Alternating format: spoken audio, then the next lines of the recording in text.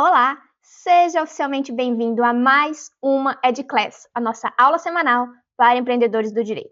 Se você está chegando por aqui agora, eu me chamo Mariana Benante, sou advogada, empreendedora e mentora de advogados e empreendedores, e toda quarta-feira nós temos um encontro marcado aqui no canal. Inclusive, se você ainda não se inscreveu, clica na descrição desse vídeo e se inscreva e garanta assim acesso a uma aula 100% gratuita, envolvendo diversas temáticas do mundo do empreendedorismo jurídico, aqui através das nossas EdClass. Estamos há exatamente 20 semanas consecutivas trazendo conteúdo sobre vendas, sobre performance, gestão de tempo, gestão de escritório, posicionamento, setor comercial da sua advocacia e muito mais. E hoje nós vamos conversar sobre diferenciais competitivos na advocacia, como se destacar em mercados ditos saturados. Eu tenho certeza que você já conhece alguém aí do outro lado e já ouviu falar que o mercado jurídico está saturado, que a advocacia está saturada. Mas eu já faço o primeiro questionamento. Será que está realmente? A questão é que, no dia 13 de outubro, eu realizei uma busca no site do Conselho Federal da OAB e no dia 13, exatamente desse mês, alguns dias antes dessa EdClass vir ao ar, a gente contava com cerca de 1.413.989.000 advogados ativos no Brasil.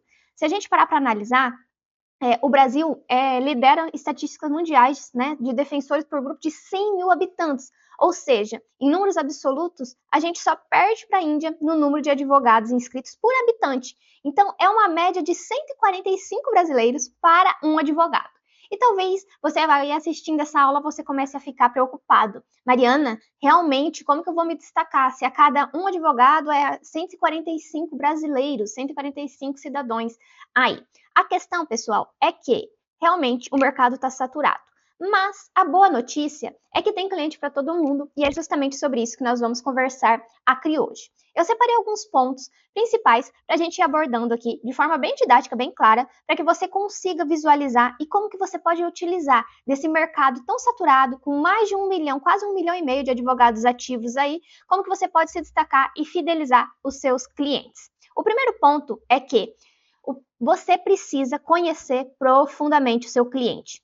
Entender quem são os seus clientes, o que eles realmente precisam, é o primeiro passo para definir um diferencial competitivo.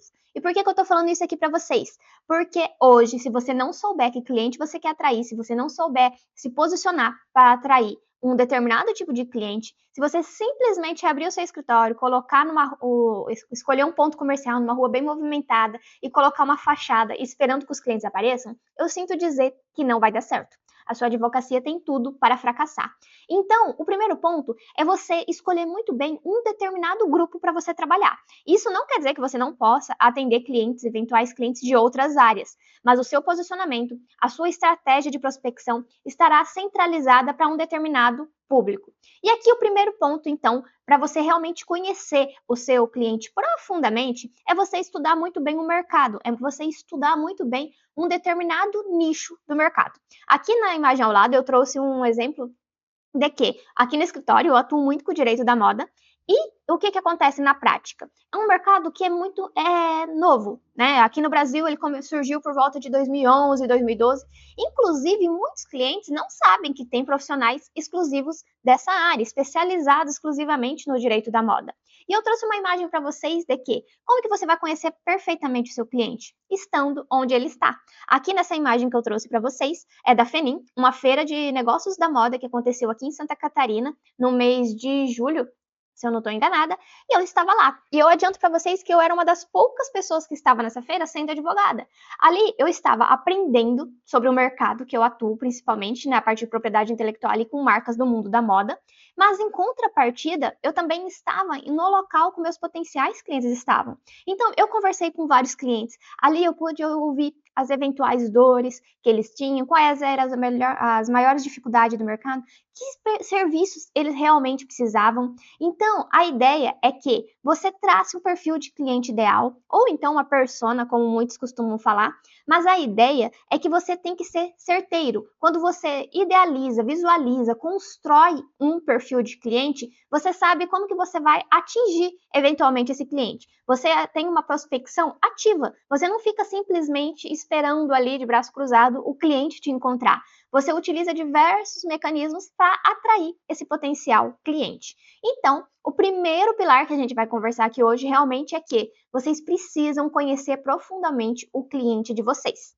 Se vocês não se atentarem a esse detalhe, todos os outros pilares que nós vamos tratar aqui nessa aula hoje vão ficar vagos, ok? Então, depois que você conheceu profundamente o seu cliente, você vai traçar uma jornada dele no seu escritório. Por que uma jornada, Mariana? Porque a jornada ela é formada de no mínimo 4 fases. Tem muito mais. Eu estou tentando aqui trazer para vocês de forma bem sucinta para que vocês tenham essa visão realmente empresária ali, de uma visão empreendedora da sua advocacia. Definir a jornada do seu cliente é saber quem é o seu potencial cliente, que é justamente o que a gente falou no tópico 1 aqui, e com base nesse cliente, você vai traçar os próximos passos. Então, quais serão as formas de atração para esse eventual cliente? Depois que você atraiu, é muito interessante você manter uma relação ali com ele, gerar uma conexão, mostrar a sua autoridade. E aqui na fase 2 é excelente a questão do posicionamento. Quando você se posiciona como especialista naquele mercado, quando você levanta suas bandeiras, você ali apresenta quais são as suas crenças, o cliente que está do outro lado, ele tende a se identificar. Então, a conexão vai ser muito mais profunda e aqui o cliente não vai ficar simplesmente brigando por preço. Por quê? Porque antes dele comprar o seu serviço, ele compra você. Entende? Depois que você gerou essa conexão e essa autoridade, a gente entra na terceira fase da jornada, que é o quê? A negociação. E a negociação, ela vem antes da venda. Inclusive, a gente já teve de classes anteriores aqui tratando sobre táticas de negociação para vocês aplicarem na advocacia de vocês, sobre práticas, sobre gatilhos, mecanismos que vocês podem utilizar para potencializar as negociações. E depois da negociação, vem a venda propriamente dita. A jornada também é interessante, eu não citei aqui nessa imagem, mas que você tenha consciência de que depois da venda tem o pós-venda. E quando você traça essa jornada muito bem desenhada, quando você atinge o cliente ideal, você sabe qual etapa você está ali controlando. Isso aqui é excelente até para vocês utilizarem no CRM de vocês. Por quê? Porque talvez você manda a proposta e o cliente nem some, não te responde. Ou talvez você ali quer marcar uma call com o cliente, um atendimento, e o cliente não responde. Então, é muito interessante você documentar cada parte dessa jornada, porque é isso que vai fazer você ali ter dados para você começar a analisar e saber o que você precisa aprimorar. Então, quanto mais clientes você atrai, não é todos os clientes que você vai atrair que você vai realizar a venda. Por quê? Porque nem todos os clientes vai passar por todas as etapas desse funil, dessa jornada. Então, é importante você ter em mente que, quando você define essa jornada, você começa a ser mais estratégico na sua advocacia. Em contrapartida, você tem muito mais conhecimento do que outros advogados que estão simplesmente oferecendo os serviços deles. Ok? Então, a ideia principal aqui é que vocês façam realmente da advocacia de vocês um negócio. Conheci, então, o meu cliente ideal, desenhei uma jornada de quais serão as formas de atração, como que eu vou gerar ali mais conexão, demonstrar minha autoridade, quais serão as formas de negociação que eu utilizarei com esse eventual cliente e, propriamente dito, depois vocês vão realizar a venda. Depois é o fechamento de contrato, quando ali você manda o contrato de honorários, procuração, demais documentos para o cliente assinar, ele realiza o pagamento e aí sim você está com o cliente dentro do seu escritório. Não sei se vocês pararam para analisar, mas olha quantos passos a gente precisa ter muito bem definido, muito bem alinhado, um script de venda, um atendimento personalizado. E aqui já começa a experiência do cliente, que é, inclusive, o terceiro tópico da nossa EdClass de hoje. Hoje, a experiência do cliente, ela tende a ser um dos maiores diferenciais competitivos do mercado. E por quê? Porque eu garanto para vocês que, primeiro, desse mais de quase 1,5 milhão de advogados que estão ativos, nem todos levam a advocacia dele como uns negócios. Segundo, que nem todos são especialistas na área que você é. Então, aqui já vai diminuindo as chances, né, de outros profissionais gerarem a experiência que você gera. Mas quando a gente fala de experiência do cliente, é interessante, por quê? Porque quando você conhece muito bem o seu cliente, quando você desenha a jornada dele e você vem para a experiência, você sabe como atrair aquele cliente. E ali, quando a gente fala de experiência, você pode analisar desde o cafezinho que você serve ali no seu escritório, se for um atendimento presencial, ou até mesmo da plataforma que você utiliza para fazer as reuniões online. Mas, quando você conhece muito bem o cliente, você sabe quais horários ele vai estar disponível para contato. Quer ver um exemplo muito singelo sobre isso? Eu atuo muito com o mercado da moda. Em contrapartida, eu tenho uma colega de profissão que a gente atua na mesma área, só que ela atua com profissionais exclusivos no mercado da música. E quando a gente foi analisar, né, conversando num dia, nós fomos tomar um café e começamos a conversar sobre isso, ela falou para mim, Mariana, eu tenho uma dificuldade muito grande porque eu sou uma pessoa muito matutina, mas os meus clientes não. Por quê? Porque cliente que trabalha naquela, como ela trabalha com o pessoal da música, envolvendo ali shows, artistas, normalmente eles realizam show até tarde. Então, no outro dia, eles dormem até tarde. Vocês estão entendendo aqui? E aí, imagina se ela ficar mandando mensagem 7, 8 horas da manhã para o cliente dela. Ele vai falar: Meu Deus, o que essa advogada está querendo? Em contrapartida, já no meu caso, os meus clientes, eu sou uma pessoa muito matutina e a grande maioria dos meus clientes também são matutinos. Então, é muito mais tranquilo eu marcar um atendimento no período da manhã ou até mesmo no início da tarde. Já ela, quando vai realizar reuniões, quando vai pensar na experiência do cliente, ela sempre costuma colocar mais para o final do dia. Então, olha como que um pilar vai somando ao outro. Isso tende a ser a experiência do cliente também, desde o linguajar que você utiliza. Então, como que ele gosta de ser tratado? É um cliente que vai exigir mais formalismo? Ou é um cliente que vai exigir mais descontração? Você precisa levar isso em mente. É um cliente que ele é mais de idade, talvez você atue com o mercado previdenciário, e aí quais serão os parâmetros ali? Como que você vai conseguir realizar a conversão? Como que ele vai se identificar? Talvez se você for uma profissional muito formal e atender um cliente que tem ali pouco conhecimento sobre o aspecto jurídico, ele vai sentir um certo distanciamento.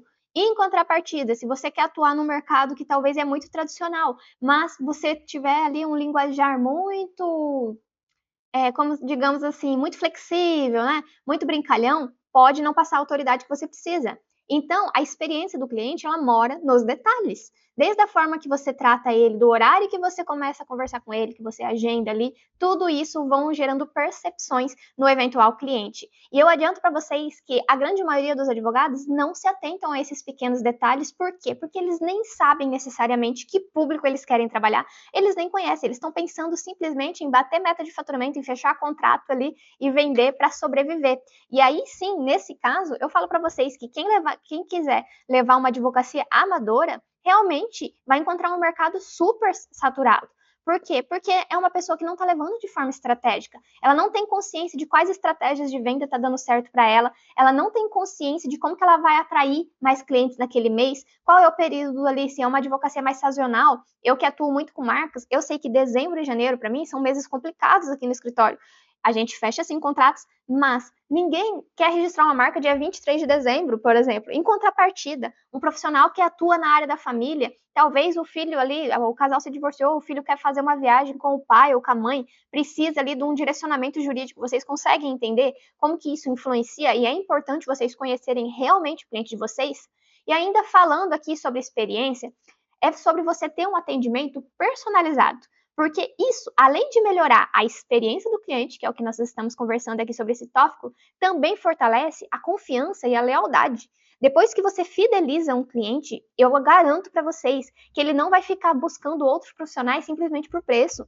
Quando ele tem ali uma confiança, ele sabe que você atende ele da forma que ele gosta, né? Outro ponto que é interessante vocês analisarem é aqui no cliente a gente tem dois perfis de cliente muito diferentes. Então, por mais que seja no segmento da moda, tem aquele cliente que ele quer saber o passo a passo. Então, toda semana ele quer saber informações do cliente dele ali, do processo, como que tá. Em contrapartida, eu tenho clientes que ele quer simplesmente que eu resolva a vida dele. Eles não querem ficar sabendo, inclusive eles nem querem que eu fique falando sobre toda a etapa do processo ali, principalmente envolvendo registro de marca, que hoje é um processo demorado. Leva em torno aí de 1 ano a 1 ano e meio para sair a concessão. Então, como que a gente realiza aqui no escritório? Quando o cliente fecha o contrato, né, ali a gente realizou todas aquelas 4 fases que eu citei anteriormente aqui para vocês, já realizamos a atração, depois geramos a conexão e a autoridade, realizamos a negociação e fechei a venda. Quando o cliente a gente fecha a venda, eu já mando uma mensagem ali automática pelo próprio escritório perguntando se ele quer receber com frequência novidades sobre o processo dele ou ele quer apenas saber quando tiverem grandes decisões, grandes movimentações. E por quê? Porque se o cliente querer saber cada passo a passo, querer que eu fique analisando ali o processo, isso, pessoal, eu quero que vocês tenham em mente que é o quê? É como o cliente vai visualizar. Não quer dizer que você não vai consultar o processo dele toda semana, não quer dizer que você não vai estar monitorando. A questão é que ele precisa saber, ele quer saber se aquela semana apareceu alguma coisa ou não, ou ele só quer saber o resultado lá no final. Por isso que é importante vocês conhecerem o cliente de vocês. Aqui no escritório a gente costuma mandar uma mensagem bem padronizada, que inclusive se vocês quiserem saber mais depois, podem me abordar lá no direct do Instagram, que eu mando o modelo para vocês, mas é resumidamente sobre duas opções. Eu quero saber detalhadamente cada passo do meu processo, ou 2, eu quero ser informada apenas quando tiver grandes movimentações ou então decisões no meu processo. Por quê? Porque se o cliente querer que aqui você já rompe a barreira de o cliente ficar te mandando mensagem na sexta-feira, 10 horas da noite. Por quê? Porque se for aquele cliente que ele quer ter um acompanhamento personalizado e toda semana você falar do andamento do processo dele, ele já vai ter sinalizado e aí você coloca lá no seu arquivo que esse cliente ele quer ser informado de toda a decisão. Então, você não vai esperar o cliente mandar uma mensagem para você perguntando como que está o processo. Se esse cliente optou pela opção 1 da mensagem, eu sei que toda semana ou então a cada 15 dias nós vamos dar um parecer para ele. Seja um parecer simples, ou um relatório, ou até mesmo uma simples mensagem, mas o cliente quer ser notificado. Em contrapartida, agora você imagina, se é aquele cliente que ele não quer ser incomodado por nada, ele está pensando em mil coisas. Quando a gente trabalha com empresário, tem muito esse perfil.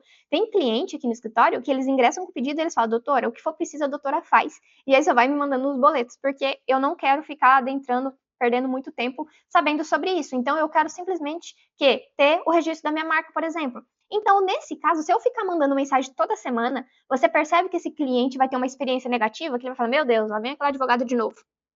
Por isso, é importante vocês trabalharem com esse mecanismo, tá? Então, analisar como que os clientes também preferem receber as informações, por WhatsApp, por e-mail, por ligação.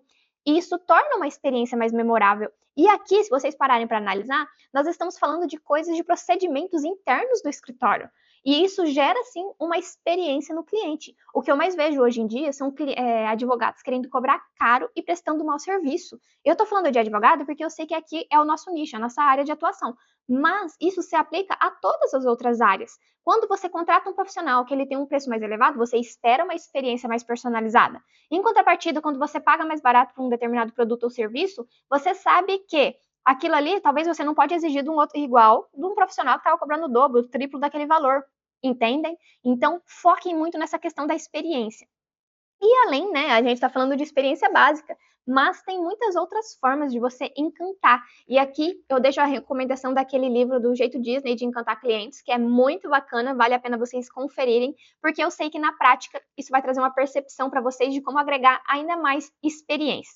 Quando a gente fala de experiência, muitos advogados acham que é só sobre coisas fabulosas, sobre ficar mandando presente para cliente. Gente, isso sim também é uma forma de experiência, mas dependendo do ponto que você está na sua advocacia hoje, se você começar pelo básico, eu garanto que você vai sair na frente de muitos outros advogados e daí sair desse mercado que exclusivamente está realmente saturado, ok? E além de conhecer o seu cliente, de traçar a jornada e pensar na experiência, por menor que seja, vale a pena também vocês terem consciência de que será necessário vocês sempre estarem investindo, né? Então, investimento constante em capacitação e em tecnologia.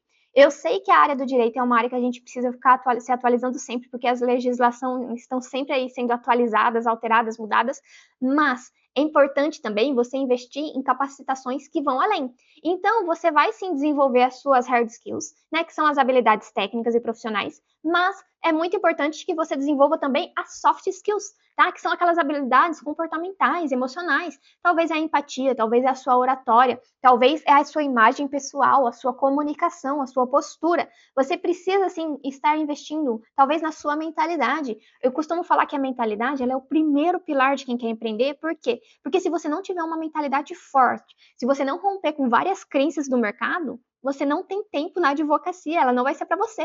Porque se nem você acreditar no seu produto, você acha que o seu cliente vai? Então, vocês tenham isso em mente também.